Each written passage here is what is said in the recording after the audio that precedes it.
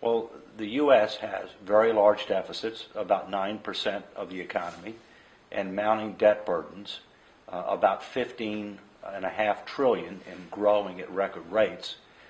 But we need to understand the difference between the short-term deficit challenge and the structural deficit challenge. We have high unemployment and even higher underemployment right now. We have a weak economic recovery. And so therefore one has to be careful not to cut spending too quickly and not to increase taxes in the face of that weak economic recovery and set of employment challenges. At the same point in time, the true threat to the United States and to many other major industrialized nations are not the current deficits. It's the large and growing structural deficits that lie ahead that are driven by known demographic trends, rising healthcare costs, outdated tax systems. And so what we need to do in the United States is to address both. We need to take steps to deal with the short-term challenge without compromising the recovery in our efforts to get unemployment down. And we need to make some structural reforms that get phased in over time that will address the true threat to our future, which are the structural deficits. My view is that we need to be taking steps on both fronts, the short-term and the structural. The problem is the U.S. is not taking steps on the structural.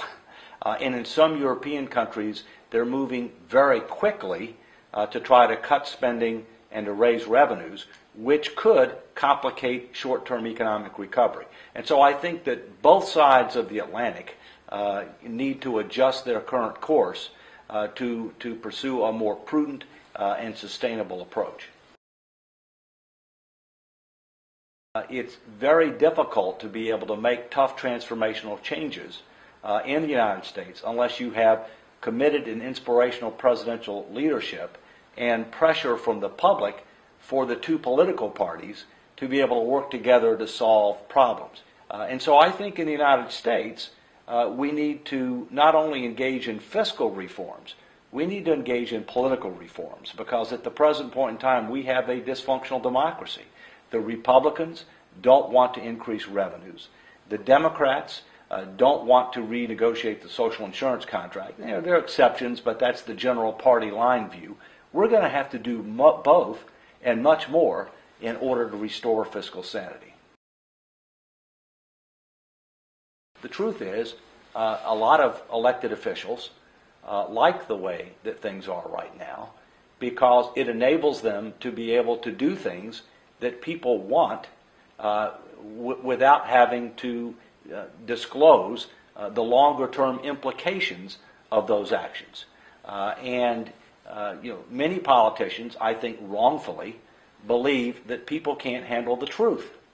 And I think that they believe that people, human nature being what it is, want as much as they can get without having to pay for it. On the other hand, with elective office comes a responsibility to provide the truth and to provide leadership to help people understand that we cannot continue to live for today because of the potential adverse consequences that we'll have on our children, our grandchildren, and future generations tomorrow. So I think the biggest deficit, quite frankly, that we have in many countries is a leadership deficit.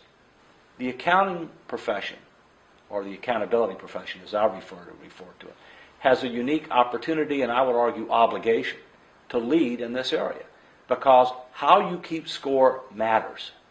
And how you keep score will have a tremendous impact on the actions that others take and the ability to hold them accountable, not just for things that they do, but very importantly, things that they fail to do to address large known and growing problems that we face. I believe that the ratings agencies need to modernize their own practices because they are too short-sighted and they do not give adequate consideration to huge off-balance sheet obligations that represent a very real threat to fiscal sustainability. Obviously, the ratings agencies did a poor job in the face of the mortgage-related subprime crisis. There were too many people that relied upon those ratings, and they turned out to be false ratings. So the first thing I think the ratings agencies need to do is to modernize their own practices.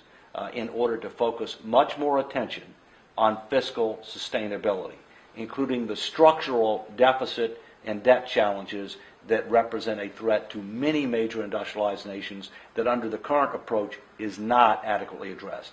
And then secondly, I think once they lead by example and do that themselves, then I think they need to put more pressure, and it would be a logical consequence to be able to put more pressure on countries to start addressing these large known and growing problems. And if they fail to do so, it will have a consequence on their rating.